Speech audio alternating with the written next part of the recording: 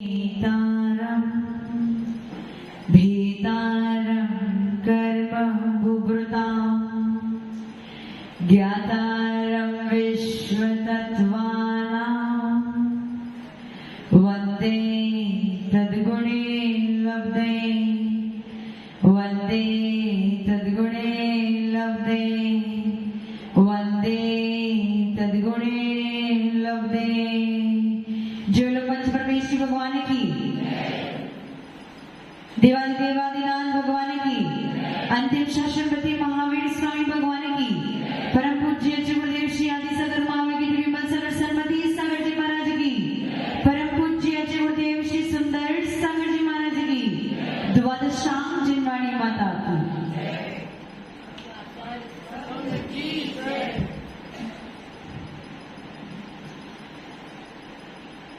समय बदलता है, द्रव्य बदलता है, पर्याय बदलती है, इंसान बदल जाता है।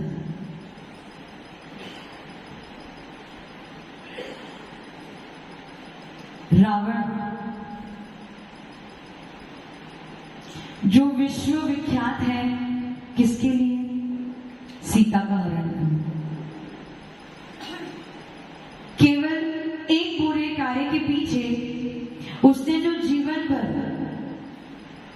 भगवान की जो भक्ति करी थी वो सब छिप गई। आज भी वो अपने कुकर्म के लिए जाना जाता है कि उसने सीता का हरण किया था, परंतु केवल हरण ही किया था, उसके आगे कुछ नहीं किया। उस हरण करने के बाद जब राम ने उस सीता के लिए युद्ध का आगाज किया तो उसके मन में ये मान कसाई उठ गई कि भूमि गोत्री के सामने मैं हार कैसे सकता हूं। वो प्रतिनारायण था और वो विद्याधर था और राम क्या थे? भूमि गोत्री। तो उसके अंतरंग ये मान कसाई बैठ गई कि भूमि गोत्री के सामने मैं अपनी हार कैसे मान सकता हूं। युद्ध तो लड़ना ही पड़ेगा और युद्ध लड़के जीतना ही पड़ेगा, नहीं तो मेरी विद्याओं का अर्थ क्या रहेगा।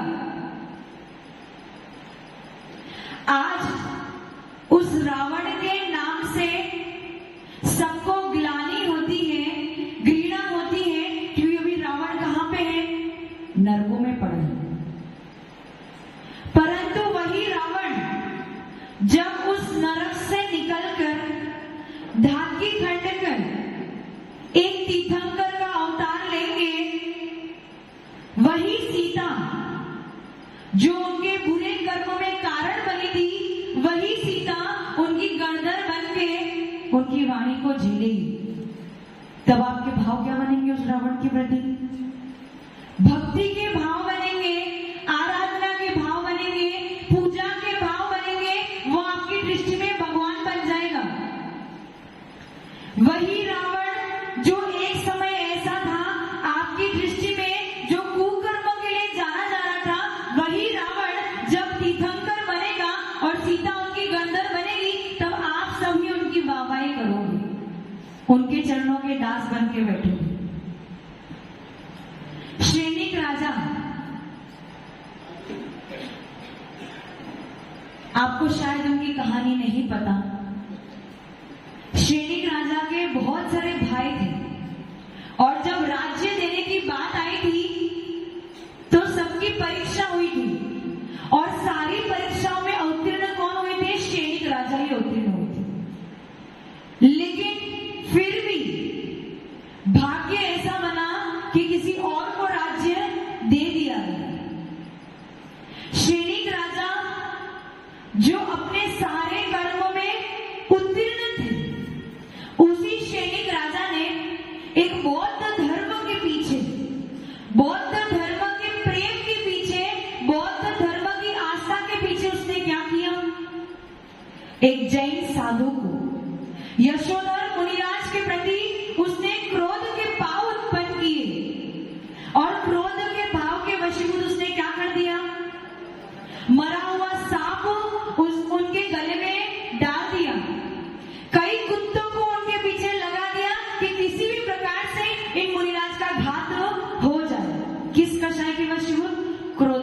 वश में। यदि आप उस स्थान पे उपस्थित होते तो आपके सैनिक राजा के प्रति भाव अच्छे नहीं बनते। यदि आज भी आप उनकी कहानी सुनते हो तो आपको उनके प्रति घृणा होती है, ग्लानि होता है कि कैसा वो राजा है, जैन धर्म का राजा होने के बावजूद जैन धर्म के मुनिराजों पे उपसर्ग करता है। लेकिन आज वो सैनिक राजा कहाँ है? नरक गति में। उनकी कहानी सुन के हमें उसके प्रति ग्लानि हो रही है, घृणा हो रही है, लेकिन वही सैनिक राजा समय बदलते बदलते जब अगले काल के प्रथम तीर्थंकर बनेंगे तो आप ही उनके चरणों के दास बन के बैठ जाओ। समय बदल रहा है। सात्विकी पुरुष शंकर, शिव शंकर क्या थे? रुद्र थे। क्या थे? रुद्र। मुनि भेष को धारण किया था। 9 पूर्व का ज्ञान हो चुका था। 12 अंग होते ना, उसमें से 11 अंग के पाठी हो चुके थे और 9 पूर्व का ज्ञान हो चुका था। 10 पूर्व के ज्ञान होने पर 500 विद्या उनके चरणों में आके गिर गई और उनकी लोभ दशा इतनी बढ़ गई कि वो विद्या के वशीभूत होके उन्होंने मुनि भेष को छोड़ दिया। जब इस कहानी को सुनते हैं तो घृणा होती है कि ऐसे कैसे मुनिराज थे कि लोभ के वशीभूत उन्होंने अपने भेष को, इस निर्ग्रंथ भेष को छोड़ दिया। आज वो कहां पे हैं? नरकों में पड़े हैं। जब आज की अवस्था और पूर्व की अवस्था को देखते हैं तो उनके प्रति घृणा होती है, उनके प्रति आराधना के भाव नहीं होते, उनके प्रति समर्पण के भाव नहीं होते क्योंकि वो भ्रष्ट थे। लेकिन वही शिव शंकर अगले काल में 23वें तीर्थंकर होने और जब वो 23वें तीर्थंकर होंगे तो आप सब जो आज उनके प्रति घृणा के भाव ला रहे हो, ग्लानि के भाव ला रहे हो, उनके प्रति दूर भावना ला रहे हो, वही सात्विकी पुरुष शिव शंकर आपके लिए आराध्य बन जाएंगे, आपके तीर्थंकर बन जाएंगे, आपके भगवान बन जाएंगे। समय बदल रहा है, जीव वही है, केवल समय बदल रहा है, पर्याय बदल रही है, लेकिन जीव वही का वही है। कमठ ने पार्श्वनाथ भगवान पे 10 भवों तक उपसर्ग किए, 10 भवों तक पैर बांध के रखा, लेकिन जब पार्श्वनाथ भगवान को केवल ज्ञान हो गया तो उसी कमठ को उनके चरणों का दास बन के बैठना पड़ा। उसका अर्थ क्या है? उसका अर्थ ये है कि हम जिस व्यक्ति से आज वर्तमान में अथवा पास्ट में, पूर्व में जिस व्यक्ति के प्रति दूर भावना भा रहे हैं, वही व्यक्ति आगे जाके हमारे लिए आराध्य बन जाता है। जिस व्यक्ति को हम कुदृष्टि से आज देख रहे हैं, कल उसी व्यक्ति को हमें पूज्य पने की दृष्टि से देखना पड़ रहा है। मतलब क्या? समय एक जैसा।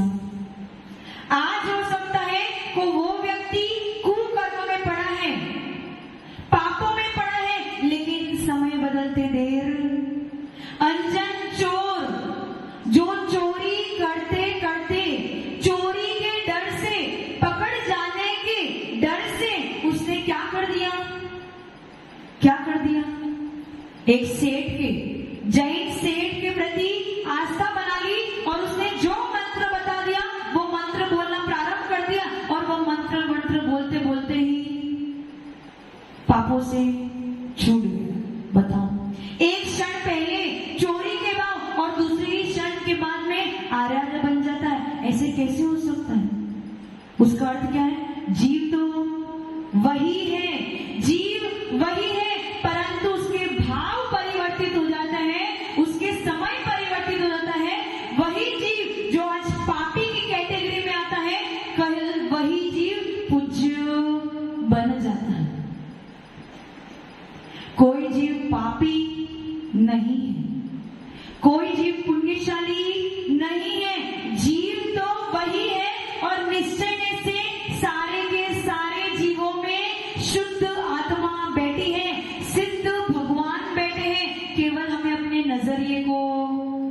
बदलना है।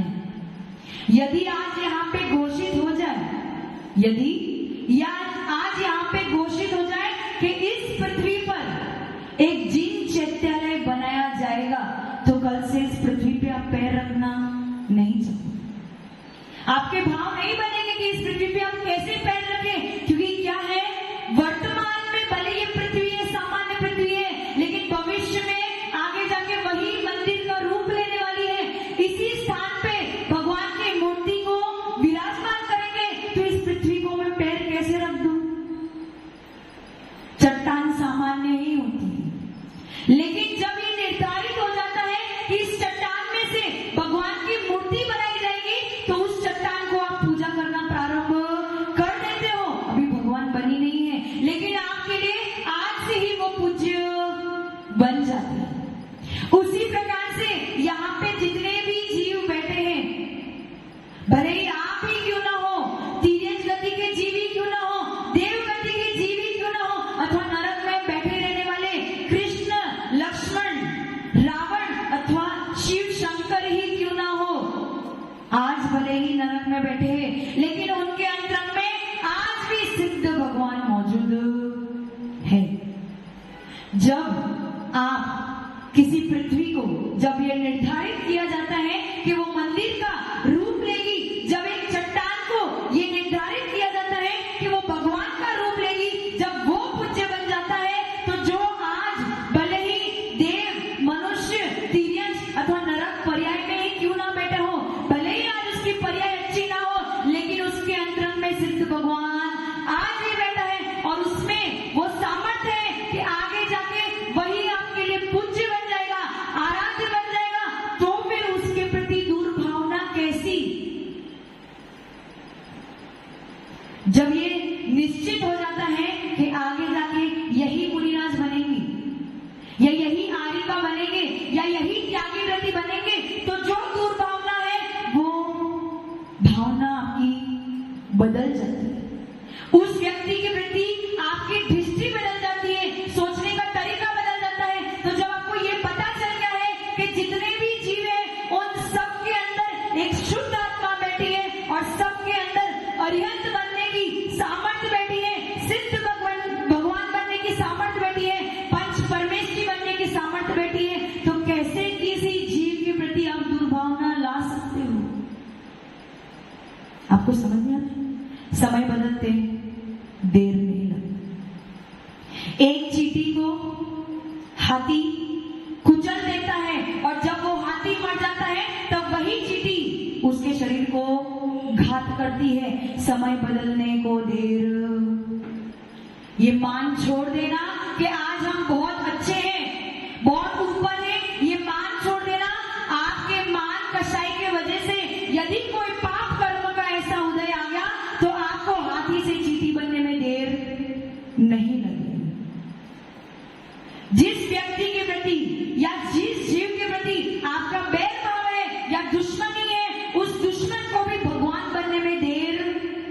फिर रोते रहना कि मैं जहां था वहीं का वही रह गया, और वो तो भगवान बन गया, और 3 लोग के लिए पूजनीय हो गया, और मैं तो किसी के लिए पूजनीय नहीं। फिर रोते रहे। इसलिए समय बदलते देर नहीं लगती, पर्याय बदलते देर नहीं लगती, और पाप को पुण्य में बदलने को देर नहीं लगती, और पुण्य को पाप में बदलने में देर नहीं लगती। हो सकता है आज जीव छोटी पर्याय को धारण करता है, लेकिन कब ऐसा मौका आ जाए कि आप छोटे से बड़े बन जाओ और बड़ा से कोई छोटा बन जाए, इसमें कोई डाउट या शंका नहीं है। इसलिए आज से यदि आपके मन में किसी के प्रति दुर्भावना उत्पन्न हो रही हो, क्योंकि दुर्भावना उत्पन्न होना बहुत ही सामान्य बात है। गलती दुर्भावना उत्पन्न होने में नहीं, गलती तब होगी जब उस दुर्भावना को आप कंटिन्यू रखोगे, अपने मन में धारण करके बैठ जाओगे कि ये व्यक्ति तो खराब ही है और खराब ही रहेगा। हो सकता है वर्तमान में वो कुछ गलत काम कर रहा है, लेकिन हमेशा गलत हो ऐसा जरूरी नहीं है। रावण खराब नहीं, कृष्ण खराब नहीं है,